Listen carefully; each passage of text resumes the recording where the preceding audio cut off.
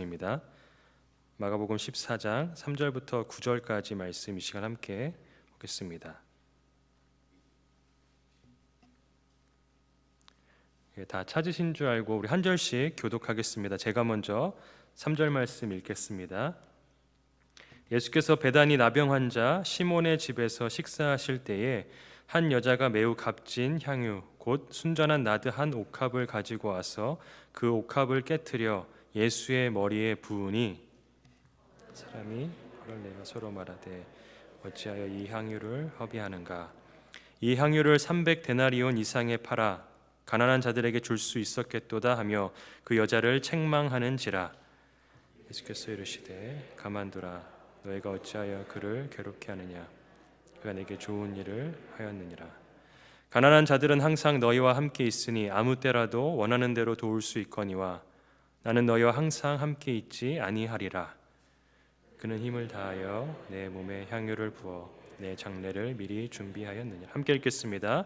내가 진실로 너희에게 이르노니 온 천하에 어디서든지 복음이 전파되는 곳에는 이 여자가 행한 일도 말하여 그를 기억하리라 하시니라. 아멘. 함께 기도하겠습니다. 하나님 아버지 감사합니다. 이 시간 주님께 기도합니다. 우리의 마음을 주님께서 주관하여 주시옵소서. 이 예배를 주님께서 친히 다스려 주시옵소서. 그래서 하나님 이곳에 모인 이들이나 혹은 가정 가운데서 하나님 예배하는 이들이나 동일한 은혜 안에 머물게 하시고 우리의 삶이 온전히 주님을 향하여 한 걸음 더 나아가는 귀한 은혜의 시간 되게 하여 주시옵소서. 모든 거 우리 주님께 온전히 맡겨드리며 우리 구주 예수 그리스도의 이름으로 기도드립니다. 아멘. 며칠 전에 지난 우리 신년 부흥회 때 오셨던 유혜석 교수님에게 카톡이 왔습니다. 우리 교회에서도 부흥회 둘째 날에 저녁이죠. 유럽 이슬람 인구 성장이 교회에 주는 교훈이라는 주제로 말씀을 전해주지 않으셨습니까?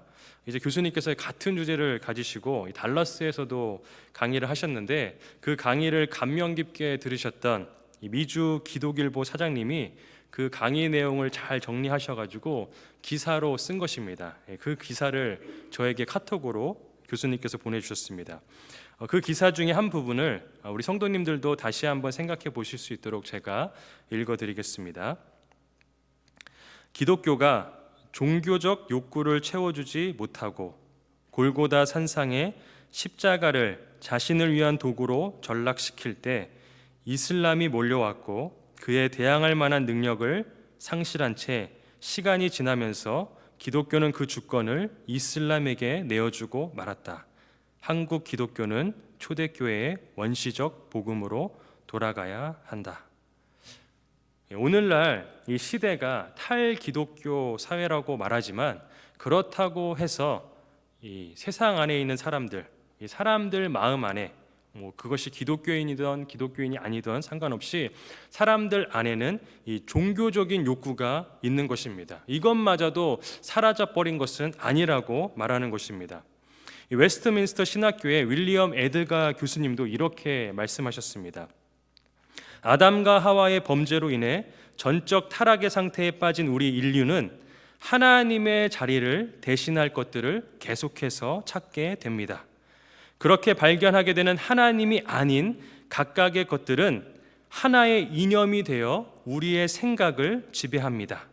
아주 오랜 세월 많은 사람들의 생각을 지배했던 회의주의부터 현대사회의 주요한 이슈로 자리매김한 성과 젠더의 문제까지 하나님이 없는 빈 자리에 채워지게 된 다양한 이념과 신념, 다른 종교들은 결국 우리에게 더 큰 짐을 안겨줍니다. 제가 앞서 읽어드렸던 그 기사의 내용처럼 이 기독교가 종교적인 욕구를 채워주지 못하고 골고다 산상의 이 십자가를 자신을 위한 도구로 전락시켜 버리는 동안, 다시 말해서 기독교가 기독교로서의 기능을 제대로 이행하지 못하는 동안 인간 안에 있는 이 종교적인 욕구, 그 텅 빈 것을 다른 것들로 세상은 계속해서 채워 나간 것입니다. 이와 관련해서 최근에 나온 책 중에 탈기독교 시대 교회라는 책이 하나 있습니다. 이 책의 내용 중에 10장에 가보면 젊은 세대에게 영적 멘토가 되어주라라는 제목의 파트가 나옵니다. 거기서 분석하기로 특별히 13세에서 25세에 해당하는 이 시기의 자녀들이 가장 많이 교회를 떠난다고 합니다. 그러면서 한 고등학교 학생의 사례를 그 책에서 소개합니다. 그 학생의 이름은 루시입니다. 어려서부터 루시는 부모님과 함께 교회에 다녔습니다.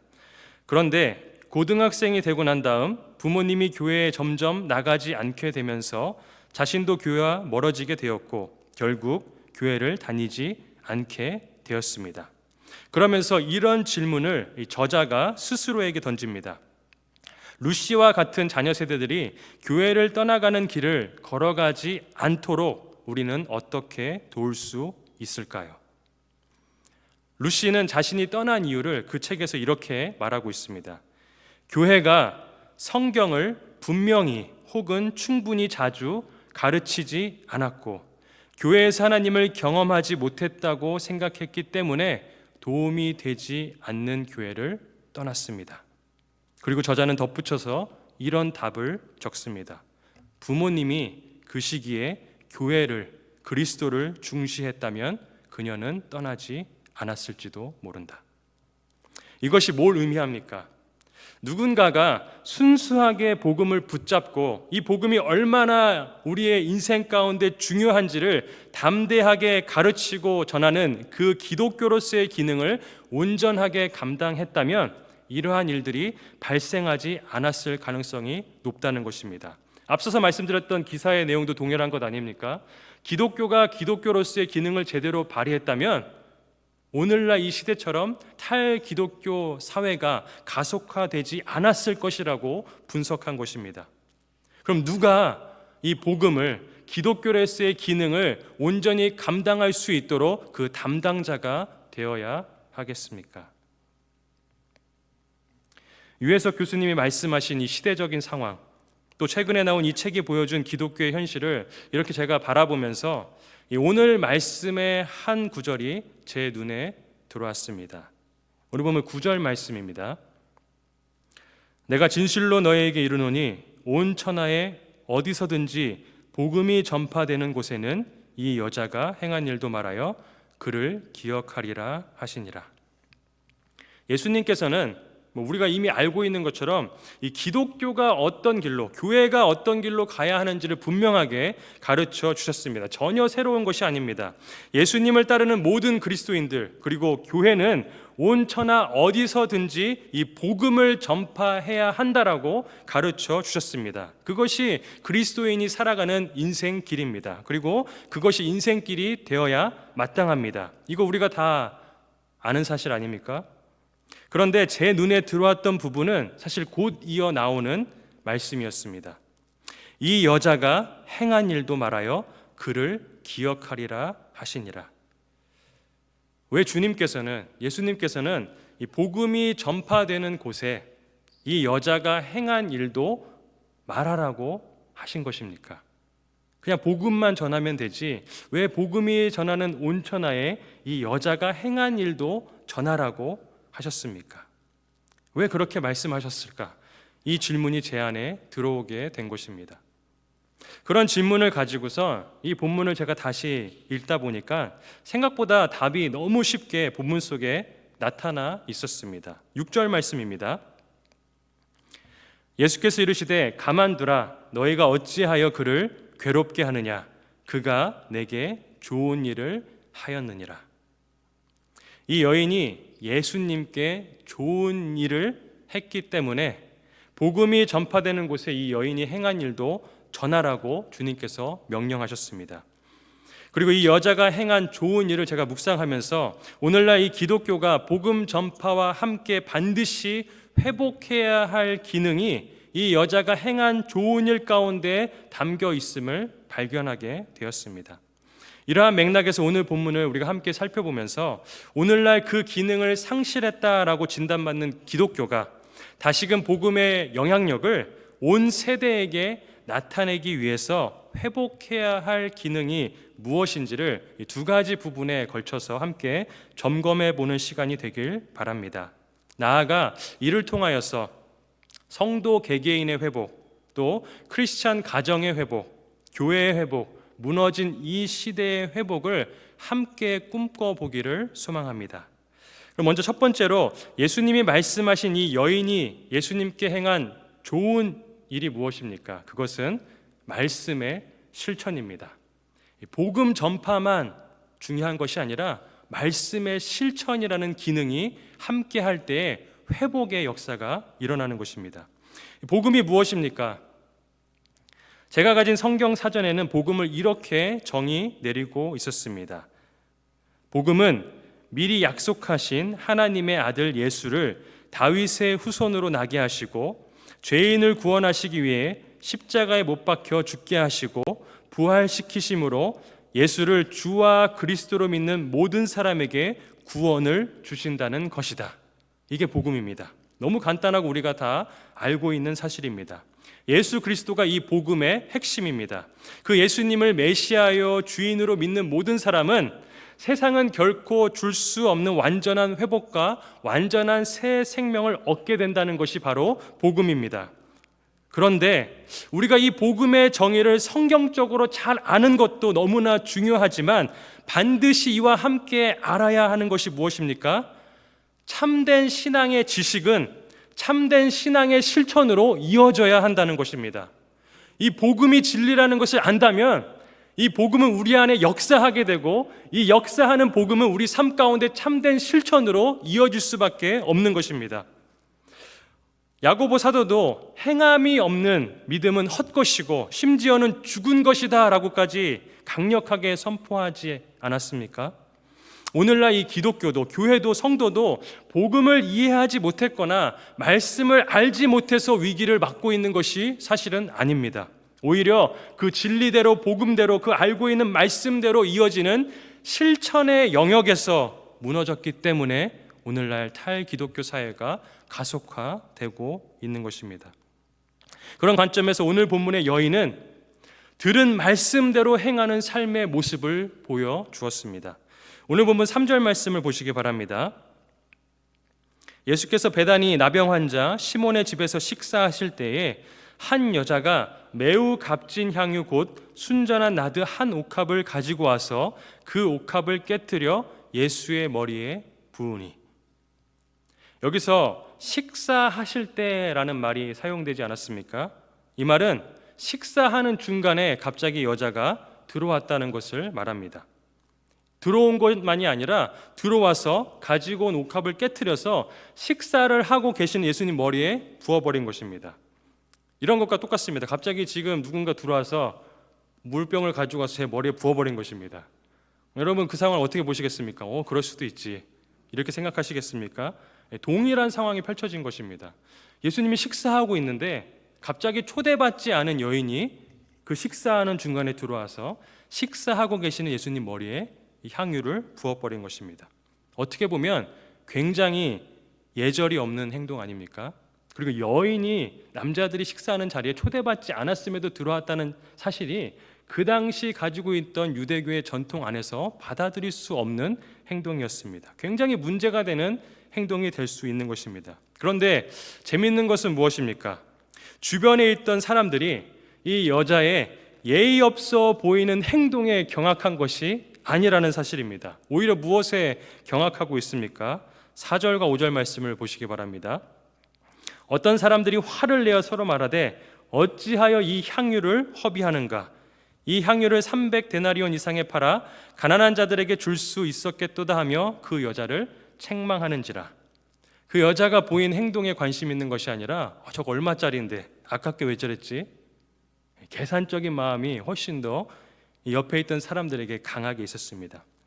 왜 예수님께 이 여자가 향유를 붓고 있는지, 도대체 무슨 생각으로 이 여인이 갑자기 식사 가운데 들어와서 무슨 뜻으로 무슨 의미로 이러한 행동을 하는지에 대해서는 전혀 관심이 없습니다. 저거 얼마짜리인데. 그러나 예수님은 그녀의 행동이 어떤 의미인지를 알려주고 계십니다. 오늘 본문 8절 말씀입니다. 그는 힘을 다하여 내 몸에 향유를 부어 내 장례를 미리 준비하였느니라.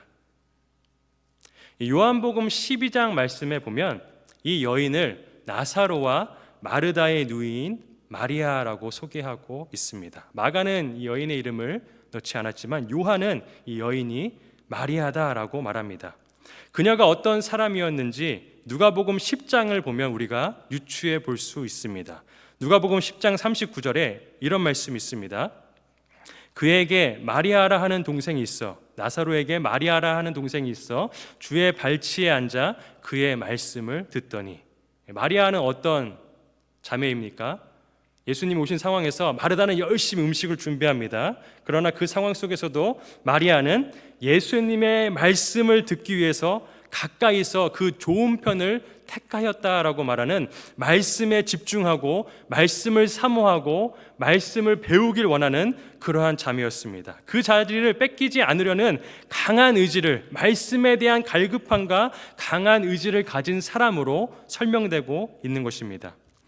예수님의 제자들은 여전히 예수님의 그리스도 되심을, 예수님의 죽으심에 대해서 예수님을 통하여 가까이서 들었음에도 불구하고 죽음을 앞에 둔 이 식사의 순간에, 심지어는 붙잡혀 가시고 십자가에 못 박히는 그 순간에도, 다시 살아나시는 그 순간에도 예수님이 누구이신지를 알아채지를 못합니다.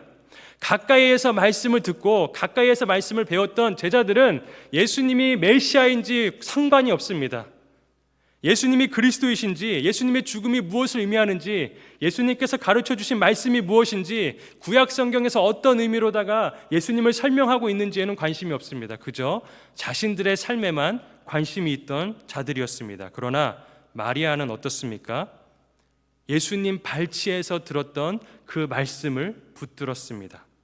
예수님의 행하심을 보았고 스스로가 누구이신지를 밝히시는 예수님의 말씀에 귀 기울였고, 예수님이 행하시는 기적들을 통해서 예수님이 누구이신지를 계속해서 배워갔고, 부활을 말씀하시며 나사로를 살리시는 예수님을 바라보면서 부활이 그저 헛된 꿈이 아니라 예수님 안에서 이루어질 수 있는 온전한 꿈인 것임을 믿는 믿음 가운데 나아갔던 것입니다. 말씀을 그냥 지적인 어떤 지식을 쌓아가는 것으로 담아두었던 것이 아니라, 혹은 내가 원하는 바대로 말씀을 자의적으로 해석한 것도 아니라 주님께서 말씀하신 그대로 그 말씀을 마음속에 담았던 사람이 바로 이 마리아였습니다. 이 여인은 그러한 가운데 이제 정말로 죽음을 앞두고 계신 것처럼 행하시고 계시는 예수님 앞에 나아간 것입니다. 책망하는 사람들의 시선이나 비판, 식사 관습이나 예절 따위는 상관이 없었습니다. 여자라는 자신의 지위의 한계도 상관이 없었습니다. 예수님이 오로지 누구이신지를 담대하게 나타낼 수 있는 그 행동을 가져간 것입니다. 기름 부음을 통하여서 예수님이 말씀하신 그대로 메시아이심을, 그리스도이심을 나타냈습니다. 향유를 부음으로 말미암아 예수님이 확증해 주신 것처럼 예수님의 장례를 미리 준비하는 자로서 쓰임받는 자리에 선 것입니다. 말씀대로, 그가 들었던 말씀대로 그대로 그의 삶 가운데 행함으로, 실천으로 마리아는 나아갔던 것입니다. 저는 오늘날 이 시대, 무너져가는 기독교의 모습, 다음 세대를 바라보면서 안타까워 기도할 수밖에 없는 이 시대 속에 다른 정답은 없다라고 생각합니다. 다른 길에는 회복이 없다라고 믿습니다. 오직 예수 그리스도의 말씀대로 행할 때에만 능력이 나타나는 줄로 믿습니다. 그냥 머릿속에 담고 있는 말씀이 아니라 우리가 담고 있는 그 말씀 그대로 살아낼 때에 거기로부터 능력이 드러나게 됨을 믿습니다. 하나님의 말씀에 순종할 때에 우리의 생각을 뛰어넘는 결과들을 반드시 가져오게 되는 줄로 믿습니다. 모세도 그렇지 않았습니까? 모세가 무슨 능력이 있습니까? 나이 들어서 아무것도 할 수 없다라고 스스로 고백했던 모세였습니다. 그러나 하나님께서 말씀하시는 대로 순종하며 말씀대로 선포할 때에 놀라운 능력이 그의 목소리를 통하여서, 그의 지팡이를 통하여서 이스라엘과 애굽 땅 가운데 나타나는 것을 우리가 보지 않았습니까? 나아만 장군은 어떻습니까? 말도 안 되는 말이었지만 하나님께서 알려주신 말씀 그대로 요단강가에 들어가서 7번 몸을 담갔을 때에 사람이 기대할 수 없는 놀라운 기적이 나타나게 된 것입니다. 예수님께서 펼쳐 보였던 기적들은 어떻습니까? 모두가 다 주님의 말씀대로 순종하며 나아갔을 때에 예수님의 놀라운 기적과 회복을 경험하게 된 것입니다. 오늘날도 마찬가지입니다. 다른 것에는 회복의 길이 없습니다. 우리가 읽고 묵상하고 배우고 가르치길 원하는 그 하나님의 말씀에 순종하고 그 말씀을 붙잡고 말씀대로 행하며 살아갈 때, 행하며 걸어가는 우리의 그 삶 가운데에 놀라운 하나님의 능력과 회복의 역사가 나타나게 되는 줄로 믿습니다.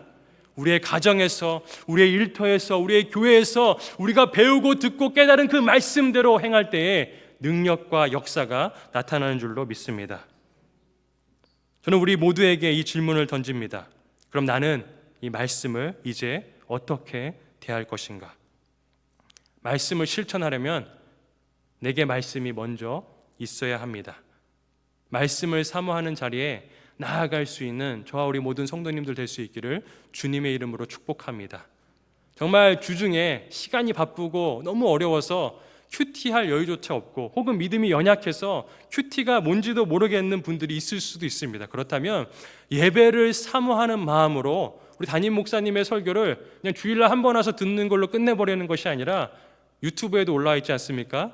매일매일 듣고 이게 무엇을 말하는지 계속해서 묵상하고, 또 그거 말고도 얼마나 유튜브에 이상한 설교도 많지만 좋으신 목사님들의 설교도 얼마나 많이 있습니까?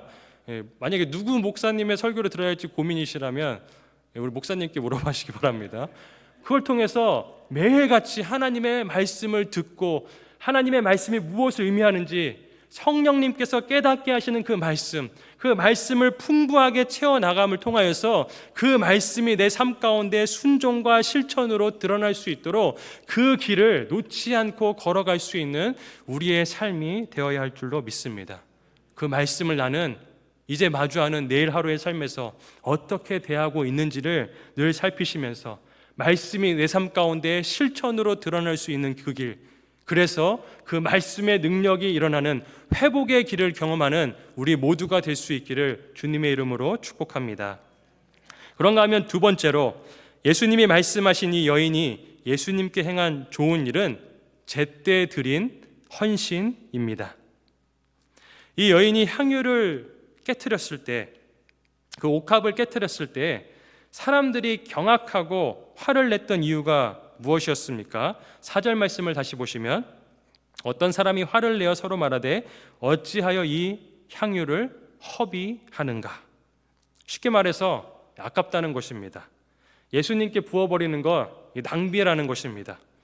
이어지는 7절 말씀을 보시면 예수님도 이 화내던 사람들의 말처럼 가난한 자들을 위해서 이 향유를 팔아 돕는 것이 잘못된 행동은 아니라는 데 동의하십니다. 7절 말씀입니다. 가난한 자들은 항상 너희와 함께 있으니 아무 때라도 원하는 대로 도울 수 있거니와 나는 너희와 항상 함께 있지 아니하리라. 도울 수 있는 것입니다. 그렇게 쓰여져도 좋은 일이 되는 것입니다. 그런데 이 7절 말씀 안에 담긴 예수님의 또 다른 가르침은 무엇입니까?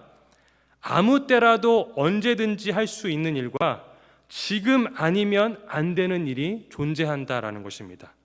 모든 일에는 시기적절함, 타이밍이 있고 그것을 구분해서 행하여야 할 필요가 우리에게 있다는 것입니다. 나중에 할 일과 지금 해야 할 일의 다름이 분명하게 존재한다는 것입니다. 예를 들어서 누군가가 떠나고 난 다음에, 우리가 있을 때 잘하라는 말을 하지 않습니까? 누군가 떠나고 난 다음에 혹은 누군가 죽고 난 다음에 그리워하고 챙겨줘봤자, 우리 한국의 문화처럼 아무리 휘황찬란한 제사를 잘 드려봤자 아무런 의미가 없다라는 것입니다. 있을 때 잘하고 옆에 곁에 있을 때에 내가 드릴 수 있는 사랑과 헌신을 그때 드리는 것이 훨씬 더 의미 있는 것이다 라는 것입니다. 마가복음 6장 37절에 오병이어의 사건이 기록됩니다. 그 말씀을 잠깐 보면 37절에 이렇게 기록합니다. 대답하여 이르시되 너희가 먹을 것을 주라 하시니 여짜오되 우리가 가서 200데나리온의 떡을 사서 먹이리이까. 무슨 말인가 하면 200데나리온으로 몇 명 먹일 수 있다고 한 겁니까? 다시 한번 읽어드리겠습니다. 대답하여 이르시되 너희가 먹을 것을 주라 하시니 여짜오되 우리가 가서 200데나리온의 떡을 사다 먹이리이까. 오병이어의 사건이라고 했습니다. 자, 그럼 200데나리온으로 몇 명을 먹일 수 있다고 생각한 것입니까? 적어도 5,000명. 5,000명을 200데나리온으로 먹일 수 있다라고 계산한 것입니다. 200데나리온 정도면 5,000명을 배부르게는 아니겠지만 무언가는 먹일 수 있을 만한 돈이었습니다. 굉장히 큰 돈이죠. 따라서 300데나리온이나 되는 이 향유는 진짜로 적은 돈이 아닙니다. 그것으로 가난한 자들을 도우면 엄청난 자선 행위가 될 수 있습니다. 지금 그것을 가져다가 팔아서 베단이라는 동네 자체가 굉장히 가난한 동네였는데 이것을 가져다가 팔아버리면 그 베단이 동네에 있는 사람들을 구제할 수 있는 막강한 힘이 되는 그러한 물질이었습니다. 그런데 지금의 타이밍은 향유를 깨서 예수님께만 다 드리는 헌신이 올바른 시기에 온전하게 드려지는 헌신이다라고 주님이 말씀하시는 것입니다. 그게 예수님께 좋은 일이다라고 가르쳐 주시는 것입니다. 서론에서 제가 언급했던 책에서 13세에서 25세에 해당하는 자녀들이 가장 많이 그 시기에 떠난다고 하지 않았습니까? 그렇다면 우리가 지금 힘을 쏟아야 할 시기는, 힘을 쏟아야 할 헌신은 그 나이대에 있는 자녀들에게 세상이 아니라 그 무엇보다도 주 되신 예수 그리스도와 그분의 말씀이 진리임을 가르치고 전하는데 모든 힘과 재능과 마음과 시간과 물질을 들여야 한다는 것입니다. 왜냐하면 그때 안 말하고 나중에 대학 가서 그때 가서 예수 믿게 해야지, 그러면 이미 아마 다 경험해서 아시겠지만 떠나가는 자녀들이 훨씬 더 많습니다.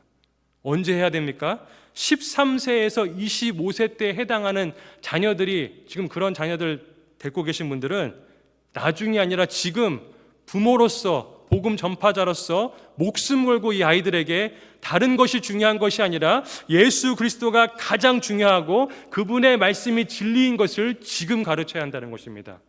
그 헌신의 타이밍을 놓쳐버리면, 지나가 버리면 의미 없어지는 것입니다. 지금은 그 시기에 다른 좋은 것들 할 수 있고 우리가 가진 시간과 물질을 다른 좋은 곳에 쓸 수 있겠지만 지금의 타이밍은, 그 시기에 있는 자녀들을 가진 부모는, 그 시기에 자녀들을 가진 우리 교회는 그 시기에 있는 자녀들에게 다른 것을 열심히 하라고 가르치는 것이 아니라 예수 그리스도만을 붙들어라라고 말하라는 그 헌신 가운데 모든 힘을 쏟아야 한다라는 것입니다. 지금은 어떤 시대입니까? 마태복음 9장 35절부터 37절까지의 말씀을 보면 예수님께서 이렇게 말씀하십니다. 예수께서 모든 도시와 마을에 두루 다니사 그들의 회당에서 가르치시며 천국 복음을 전파하시며 모든 병과 모든 약한 것을 고치시니라. 무리를 보시고 불쌍히 여기시는 이는 그들이 목자 없는 양과 같이 고생하며 기진함이라.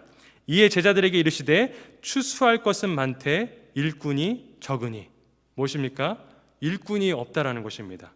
그런데 오늘날 이 시대도 어떤 시대입니까? 목자 없는 양같이 그리스도인들이나 교회 안에 있는 성도들이나 밖에 있는 세상 사람들이나 경제적인 것 때문에, 정서적인 것 때문에, 정신적인 것 때문에 고생하며 기진하는, 매일 피곤하고 매일 힘들고 내일의 소망이 없는 것 같은 그러한 삶을 살아가고 있는 시대 아닙니까? 그런데 그러한 시대에 예수 그리스도의 복음을 전하고 가르치고 주님께로 돌아오게 할 일꾼이 적다라는 것입니다.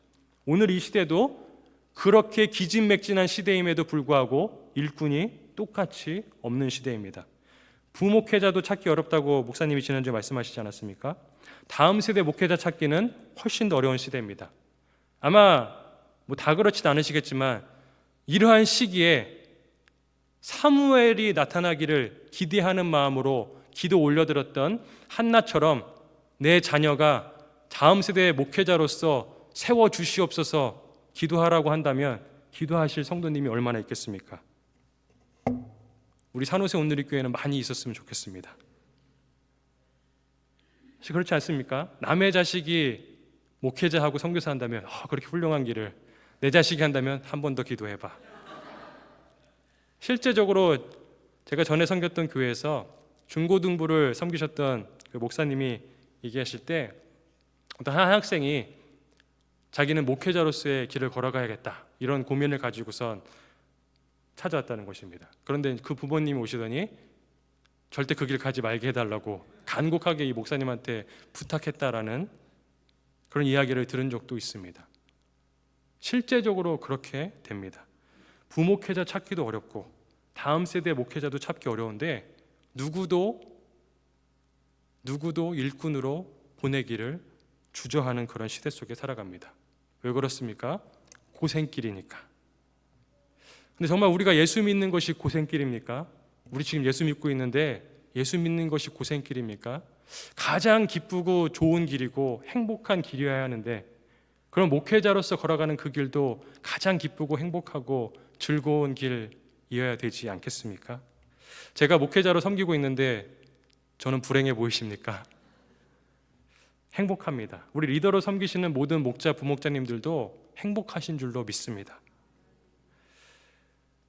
교회 안에서 섬김이를 찾는 것도 어렵다라고 말합니다. 보면 진짜로 일하시는 분이 또 일도 하시고 그 일 하시는 분이 또 저 일까지 하시는 일을 많이 보게 됩니다. 번아웃 되지 말래도 안 될 수가 없는 환경입니다. 이 일꾼이 부족한 시대, 모든 사람들이 고생하며 기진하는 이 시대에 일꾼이 필요한데 일꾼이 없는 시대 속에 살아가고 있습니다. 언제 헌신이 필요합니까? 나중에 경제적인 상황이 나아지고 나서, 자녀들 다 키우고 나서, 무언가 문제가 해결되고 나서? 아니요, 주님이 지금 말씀하십니다. 지금이 헌신할 때다. 우리가 바라보는 세상 사람들이, 심지어 교회 안에서조차 많은 성도들이 고생하며 기진하는 이러한 상황을 보고 있는 지금 이 순간이 우리가 주님께서 부르시는 일꾼으로 헌신해야 될 때라고 우리를 부르고 계시는 줄로 믿습니다. 저는 긍정적인 예가 특별히 우리 산호세 온누리 교회 가운데 있다라고 믿습니다. 우리 목자 제가 맞죠? 말하고 있는 게 목자님들과 부목자님들, 이 홈 목자님들, 부목자님들이 계신 카톡방에 이런 글이 올라왔습니다. 다음 주부터 이 마을별로 돌아가면서 특송도 하시고 이렇게 나오셔서 예배하기 원한다라는 그런 내용을 듣게 됐습니다. 너무나 감사한 것 아닙니까? 사실 예배의 자리 가운데 나오는 것조차 되게 힘들어지고 버거워진 그런 시대를 우리가 살아가고 있습니다. 어쩔 수 없이 자신의 형편 때문에 집에서 드릴 수밖에 없는 상황들도 있지만, 사실 주일에 한 번 예배 드리는 게 속편하고 주중에까지 나와서 예배 드려야 하나라는 고민이 던져지는 그런 시대 가운데 우리가 살아가고 있지 않습니까? 그런데 그러한 시대의 흐름을 깨고 섬기는 자리 가운데, 예배하는 자리 가운데 이 홈별로, 목장별로, 마을별로, 목장이 아니죠, 마을이죠. 마을별로 나오기로 결단했다라는 이 소식이 얼마나 기쁜지요.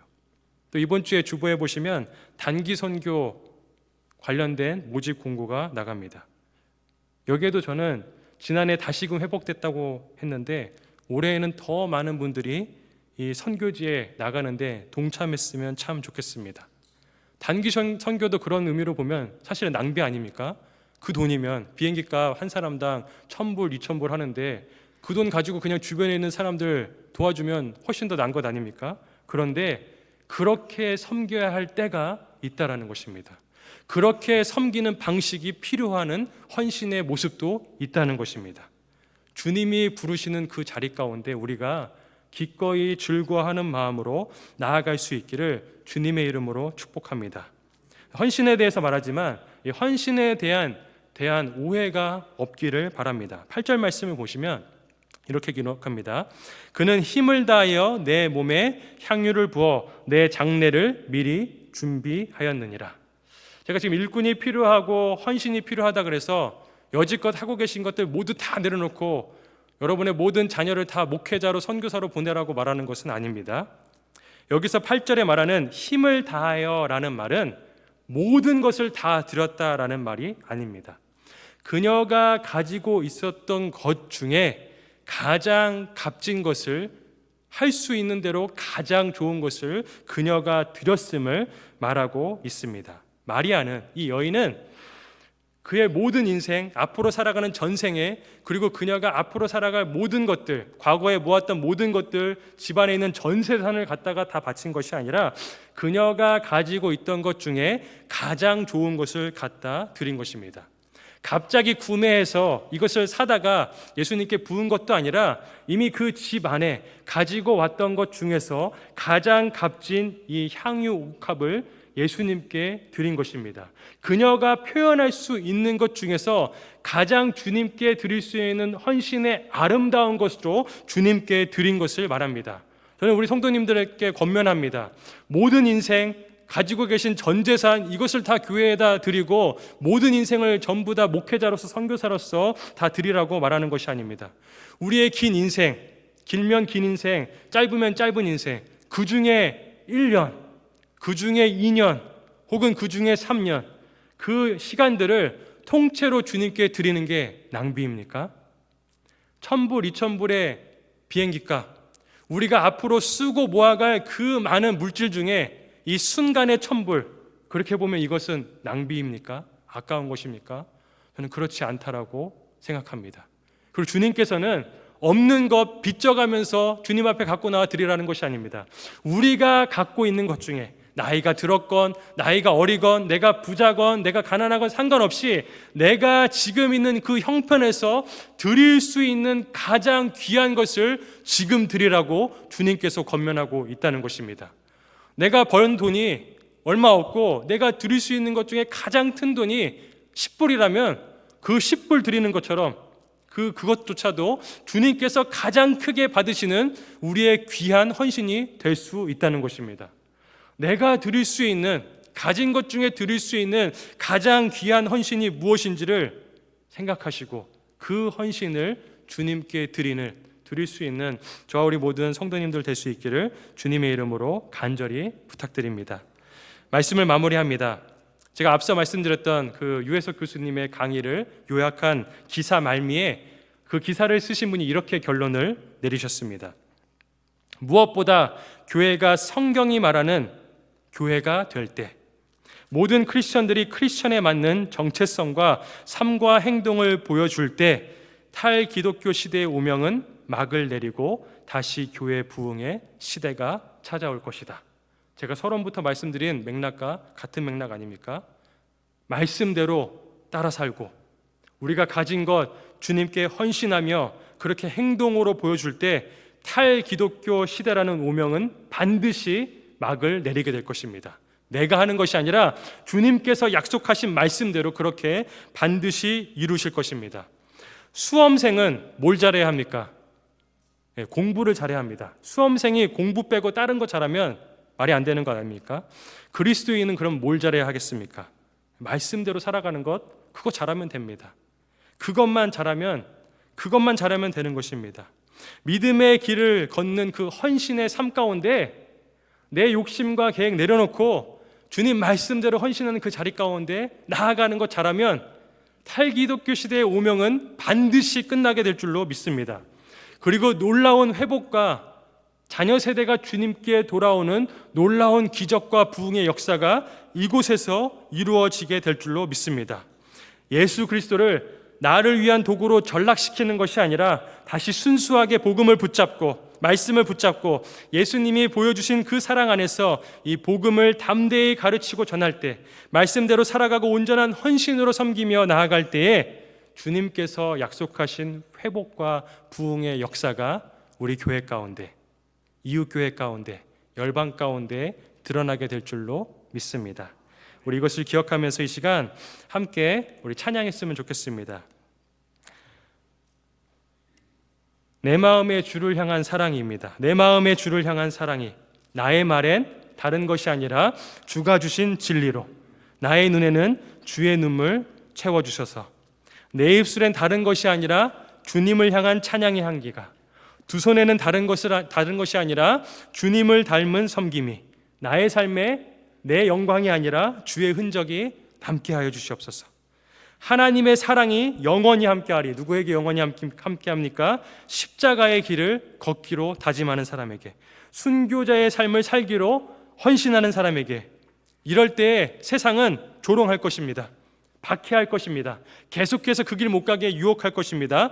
그러나 그러함에도 불구하고 주의 순결한 신부가 되겠다라고, 내 생명 주님께 이 시간 드리겠다라고 결단하며 나아가는 우리 모두가 되기를 간절히 소망합니다. 우리 이러한 마음으로, 기도하는 마음으로 이 찬양 주님 앞에 함께 올려드리겠습니다.